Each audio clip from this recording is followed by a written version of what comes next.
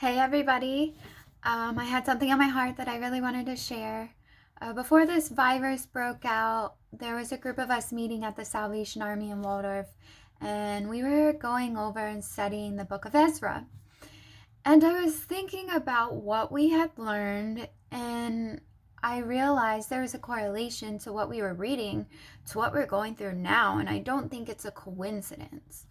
So, in the Book of Ezra, which is actually connected to a lot of books in the Bible, starting with Jeremiah, Lamentations, Daniel, the Book of Esther, and the list goes on. It's a connector piece to a lot of these that most people don't read this book, but it's absolutely wonderful.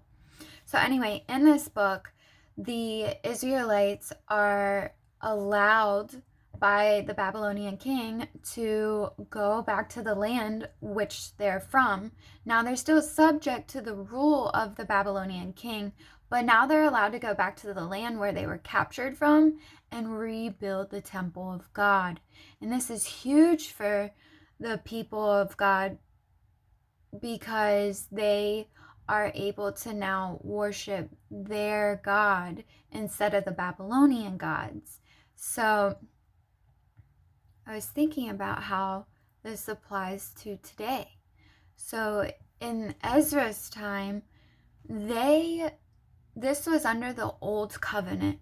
This was the Old Testament. This was the law. When Jesus came, he fulfilled the law, and now we live under a new covenant. So where's the temple of God now? It's in our hearts.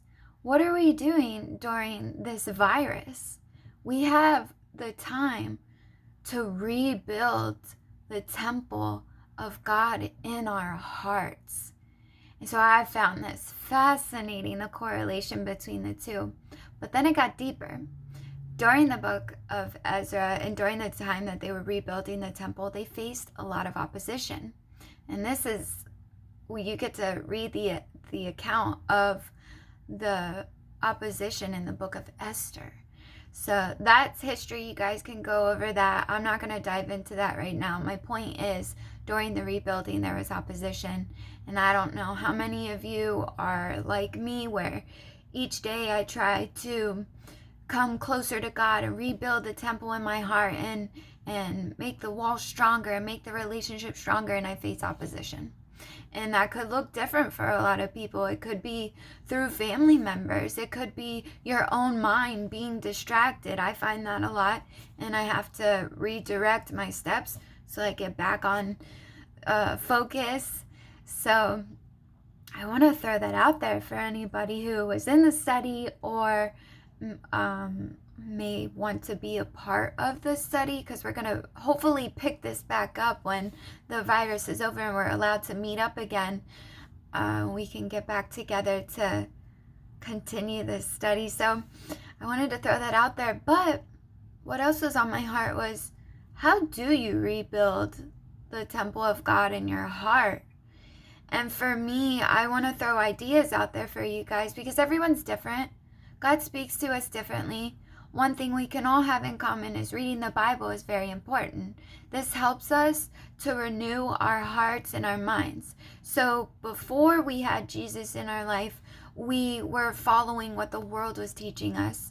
And after Jesus, we spend time with him in his word to know his ways. So this will change how we think and how we act. Right? So this is something we can all do. And I also think of, if someone is being stalked, that person is obsessed with the person that they're stalking, but from afar. And how many of us read the Bible or go to Bible studies and stalk Jesus from afar? Now, this analogy and concept I got from reading the book Love Does by Bob Goff. So this isn't my own analogy, but it stuck with me because I was trying to figure out how I could share with you guys how to rebuild your temple. I thought this was a great analogy because I've been guilty of that. In order to build our temples and build our hearts in God, we have to draw near to him. We can't stalk him. We have to spend time with him, alone time with him, in prayer, so fasting, reading his word, and then take it beyond that and apply what we've learned to our relationships, to our own lives.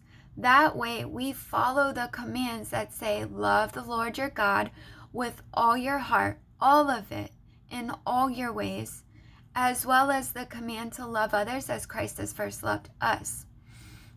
And so as we have more time on our hands right now than usual, and things are different, hopefully we're taking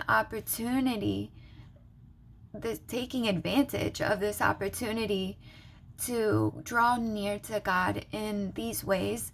I also want to throw out there, I take the word seriously when it says acknowledge him in all of our ways and he'll direct our steps. So in the mornings when I'm getting ready, I'm gonna thank God for the running water that I have, the hot water that I have, for food to eat, for products to do my hair. In everything, I include him. Right now I'm studying real estate, and so I can get my license, and I like to include him on that too, especially when I'm taking a quiz or an exam. You best believe I'm going to be praying to God so that I can do well on those. And then the last thing I really wanted to point out is yesterday we were talking about going and making disciples of all nations. But we can't do that unless we start with ourselves. And I think this applies with what I was just saying with the rebuilding of our hearts. And so before we go and try to help others, we also need to take the time to focus on our own relationship with God, draw near to him. And so that's the point of this whole message, is just like in the Book of Ezra, we have the opportunity right now during this virus to draw near to God and rebuild the temples in our hearts. For those who are lukewarm, become on fire for him through drawing near to him. For those who don't know Jesus, draw near to him. Ask him into your heart. Ask him to be the Lord, the master of your life. I was once a heroin addict. I didn't have Jesus in my life. But you know what? 20 overdoses later, he saved my life, and he's the Lord of my life now. And if he can save me from all that mess, he can save anybody. So I hope this is encouraging, and I hope this helps somebody. I miss seeing people face to face. I miss it so much. But right now we do have a great opportunity on our hands, and let's take advantage of it. You guys take care. I love you guys. Bye.